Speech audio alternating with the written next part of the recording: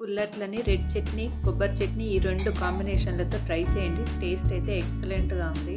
పుల్లట్లంటే ఈ కాంబినేషనే బావుంటుంది, ఇలాగే తినాలి అని ఎప్పుడు ఒకేలా చేస్తే పిల్లలకే కాదు మనకు కూడా బోర్ కొడుతుంది. అప్పుడప్పుడు ఇలా ఎక్స్పెరిమెంట్స్ చేస్తే పిల్లలు కూడా ఇష్టంగా తింటారు. ఇంకా నెక్స్ట్ ప్రాసెస్‌లోకి వెళ్తే పుల్లట్ల కోసం ముందు రోజు రాత్రి పెరుగులో బియ్యము, కొన్ని మెంతులు, కొన్ని అటుకులు 3 వేసి నానబెట్టుకోవాలి. ఇంట్లో ఉన్న మెంబర్స్ని బట్టి నానబెట్టుకోండి. దీనికి మెజర్మెంట్స్ అంటూ ఏమీ లేవు. పెరుగు లేకపోతే మజ్జిగలో కూడా నానబెట్టుకోండి.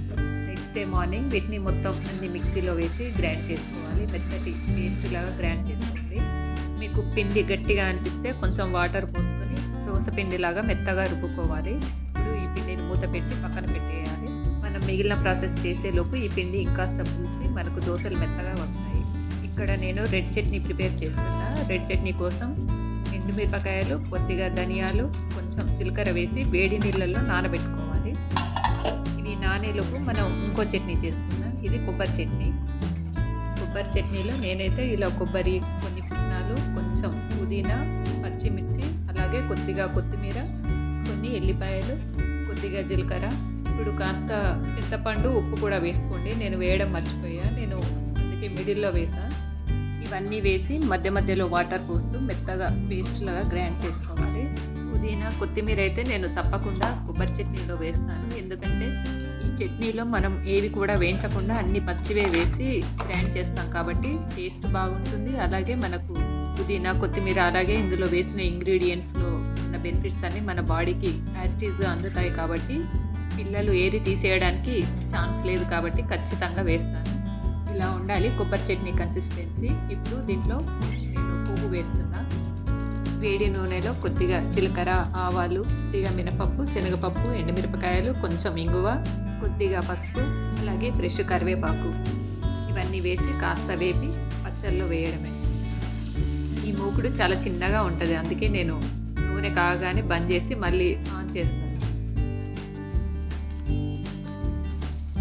ఇక్కడ కొబ్బరి చట్నీ రెడీ అయిపోయింది. ఇక్కడ ఎండుమిరపకాయలు కూడా వేడి నీళ్ళల్లో మెత్తగా నానిపోయాయి. వీటిని కూడా గ్రైండ్ చేసుకోవడానికి మిక్సీ జార్ తీసుకున్నా. వీటన్నిటిని ఇలా మిక్సీ జార్లో వేసుకొని ఈ మిరపకాయలతో పాటు రుచికి తగ్గట్టు కాస్త ఉప్పు, అలాగే ఎల్లిపాయలు వేసి వీటిని కూడా మెత్తటి పేస్ట్ లాగా చేసుకోవాలి. అవసరాన్ని బట్టి వాటర్ యాడ్ చేసుకుంటూ మెత్తటి పేస్ట్ లాగా చేసుకోవాలి. ఈ ఎండుమిర్చి పేస్ట్లో నిమ్మరసం లేదా వెనిగర్ వేసుకొని ఒక బాటిల్లో వేసుకొని ఫ్రిడ్జ్లో 1 మంత్ వరకు కూడా స్టోర్ చేసుకోవచ్చు. పచ్చళ్ళు 2 రెడీ అయిపోయాయి. ఇంకా దోశ పోసుకోవడమే. ఈ పచ్చళ్ళన్నీ చేసుకునేలోపు దోశ పిండి కూడా కాస్త పులిసి కాస్త పొంగింది. మామూలుగా మనం దోశలు పోసుకోవడానికి పిండి కన్సిస్టెన్సీ ఎలా ఉంటుందో ఈ పుల్లట్లకు కూడా సేమ్ అలాగే ఉండాలి. నేనైతే ఐరన్ ప్యాన్ తీసుకున్నా. మీ దగ్గర నాన్ స్టిక్ ప్యాన్ ఉంటే నాన్ స్టిక్ ప్యాన్ అయినా తీసుకోండి.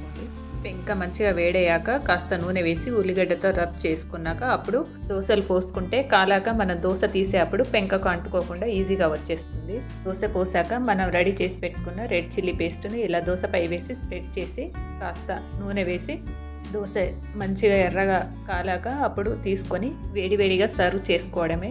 లోపల మనం పెట్టిన ఈ రెడ్ చట్నీ స్టఫింగ్, అలాగే పైనుంచి కొబ్బరి చట్నీ ఈ 2 కలిపి తింటుంటే టేస్ట్ సూపర్ ఉంది.